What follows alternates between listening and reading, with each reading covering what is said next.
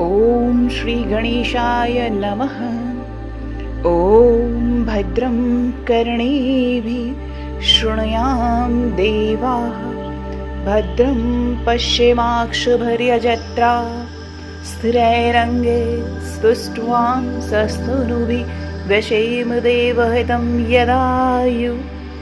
ॐ स्वस्ति न इन्द्रो वृद्धश्रवाः, स्वस्ति न पूषा विश्ववेदाः, स्वस्ति नस्ताक्षर्यो अरिष्टनेमि, स्वस्ति नो बृहस्पतिर्दधातु।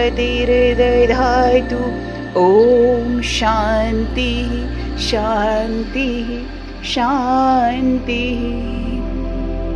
ॐ नमस्ते गणपतये। त्वमेव प्रत्यक्षं तत्त्वमसि, त्वमेव केवलं कर्तासि, त्वमेव केवलं धर्तासि, त्वमेव केवलं हर्तासि, त्वमेव सर्वं खल्विदं ब्रह्मासि, त्वं साक्षादात्मासि नित्यं। ऋतं वच्मि सत्यं वच्मि, अवत्वं माम् अववक्तारम् अवश्रोतारम् अवदातारम् अवधातारम् अवानुचारं शिष्यम् अवपश्चातात् अवपुरस्तात् अवोत्तरातात् अवदक्षिणातात् अवचोर्ध्वातात् अवाधरस्तात् सर्वतो मां पाहि पाहि समन्तात्। त्वं वाङ्मयस्त्वं चिन्मयः, त्वं वाङ्मयस्त्वं ब्रह्ममयः, त्वं सच्चिदानन्दाद्वितीयोऽसि, त्वं प्रत्यक्षं ब्रह्मासि, त्वं ज्ञानमयो विज्ञानमयोऽसि।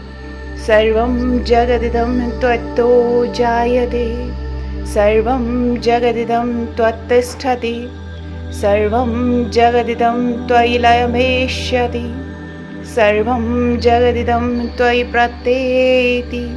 त्वं भूमिरापो नलो निलो नभः, त्वं चत्वारि वाक्पदानि, त्वं गुणत्रयातीतः, त्वं वस्त्रत्रयातीतः, त्वं देहत्रयातीतः, त्वं कालत्रयातीतः, त्वं मूलाधारस्थितोऽसि नित्यं, त्वं शक्तित्रयात्मकः, त्वां योगिनो ध्यायन्ति नित्यं, त्वं शक्तित्रयात्मकः, त्वां योगिनो ध्यायन्ति नित्यं। त्वं ब्रह्मा त्वं विष्णुस्त्वं रुद्रस्त्वम् इन्द्रस्त्वम् अग्निस्त्वं वायुस्त्वं सूर्यस्त्वं चन्द्रमास्त्वं ब्रह्मभूर्भुवः स्वरोम्। गणादिं पूर्वमर्च्यायमणादिं तदनन्तरम् अनुस्वारः परतरः अर्धेन्दुलसितं तारेण रद्धम्। एतत्तव मनुस्वरूपं गकारः पूर्वरूपम्, अकारो मध्यरूपम्, अनुश्वास्यन्त्यरूपम्, बिन्दुरुत्तररूपं, नादः सन्धानं संहिता सन्धिः। सैषा गणेशविद्या गणकऋषि नित्यदृगायत्री छन्दः। गणपतिर्देवता ॐ गङ्गणपतये नमः। एकदन्ताय विद्महे वक्रतुण्डाय धीमहि तन्नो दन्ती प्रचोदयात्। एकदन्तं चतुर्हस्तं पाशमङ्कुशधारिणं रदं च वरदं च हस्ते बिभ्राणं मूषकध्वजं रक्तं लम्बोदरं शूर्पकर्णकं रक्तवाससं रक्तगन्धानुलिप्ताङ्गं रक्तपुष्पैः सुपूजितं भक्तानुकम्पिनं देवं जगत्कारणमच्युतम् आविर्भूतं च सृष्टियादौ प्रकृतेः पुरुषात्परम्। एवं ध्यायाति यो नित्यं स योगी योगिनां वरः। नमो व्रातपतये नमो गणपतये नमः प्रथमपतये।